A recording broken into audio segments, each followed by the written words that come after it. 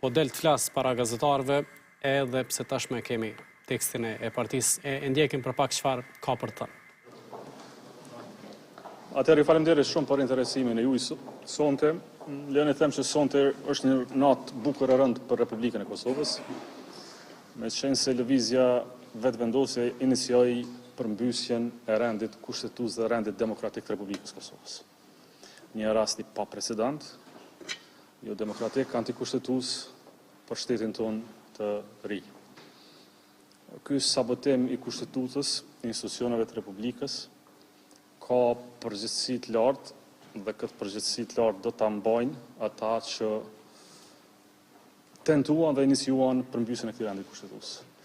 LDK-ja nënvizon, e thekson dhe vazhdon të mbrojë idenë se nisja seancës pa respektim të quorumit minimal është rasti pa precedent siç ka qenë edhe herën e kaluar në seancën e 5 prillit.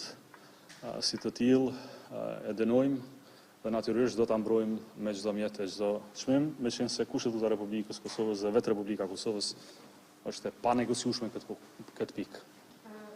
Shërja grupë parlamentarë të Lëvizjes Vendosjes do të përgjigjë vërtetërisht që nëse në ona pjesë të janë prezant për zgjedhjen e presidentës së ri. Për referendum presidentës për shkak të kandidaturave janë 2 gra aktualisht, a do të merrni pjesë Lidhja Demokratike e Kosovës në këtë seancë vazhdim nesër nga ora 10? Natyrisht ju dini tashmë qëndrimin e Lidhjes Demokratike të Kosovës është i pandryshueshëm, është konsistent që nga dita e parë deri më tani. Madje lëvizja vetëvendosje është zotuar që nga takimi i parë që nuk do të ketë kandidatura të imponuara siç e kemi pasur 4 kandidatura deri më tani. LDK-ja ka bën thirrje në vazhdimisht që vetëm një mënyrë për zgjedhur presidentin e ardhshëm të Republikës Kosovës është nëpërmjet një marrëveshje politike. Edhe për këtë marrëveshje politike kemi pasur një propozim, kemi pasur një zotim, kemi pasur një qëndrim të cilën lëvizja vetëvendosje nuk ka konsideruar të denjë ta respektoj.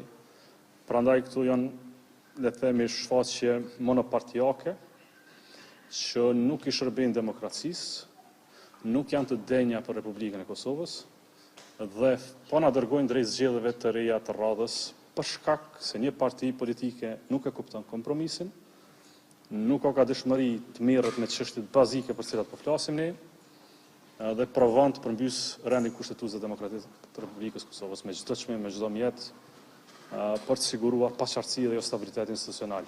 Është e padenjë për Republikën, qytetarët e Kosovës nuk e meritojnë një sjellje të tillë dhe Republika e Kosovës si shtet i ri, por demokratik, me traditë demokratike, nuk do ta duroj një eksperiment të tillë politik.